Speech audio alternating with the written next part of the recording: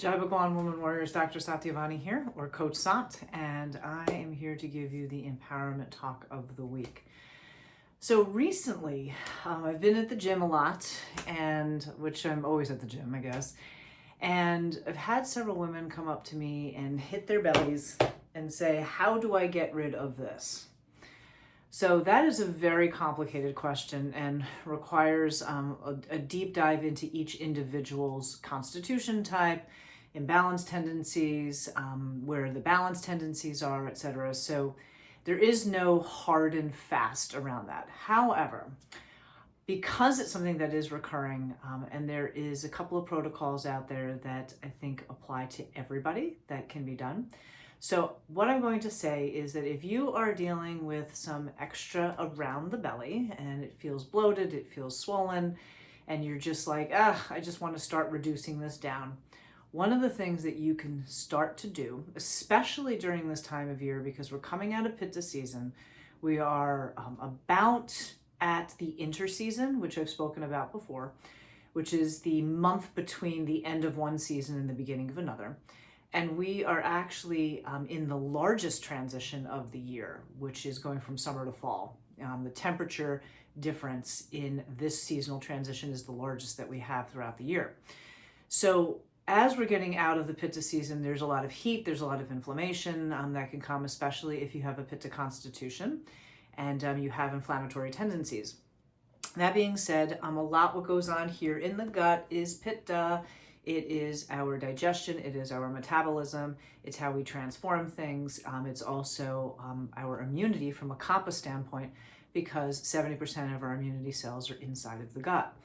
Because we're coming out of a heated season, there is more inflammation that naturally happens. And so a lot of that extra layer that's there is the direct result of that temperature that we've been carrying around for the past several months as it relates to Pitta season in summer. So what can we do about it? I'm going to give you two very simple general protocols that I actually challenge you to do. Drink a gallon of water a day. Now, I know that might be difficult, and I've said this a million times in a variety of different things that we have spoken about before. So if a gallon of water a day is difficult, drink half of your body weight in ounces a day. And for the next 30 days, try to get 9 hours of sleep. Now, you're probably looking at me going, Sat, you're friggin' crazy. I get it. Look at the difference that happens. Cortisol, which is one of those release hormones that happens inside of our gut, is an inflammatory response. And when we have a lot of stress in our life, a lot of heat in our life, cortisol will hit the gut right here.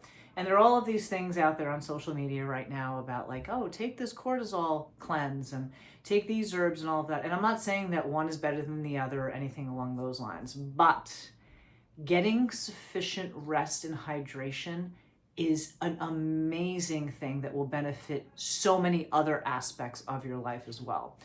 So if you can, for the next 30 days, try to get 9 hours of sleep. If 9 hours of sleep is not something that is available to you, try 8. And try to get either that gallon of water or half of your body weight in ounces. And you will start to see some of that reduction happening. Your body needs recovery and rejuvenation time. And the place that we see it the most when we don't have that recovery and rejuvenation time is right here in the gut. So that's the challenge. And I hope you have a great rest of your week. Jai Bhagwan.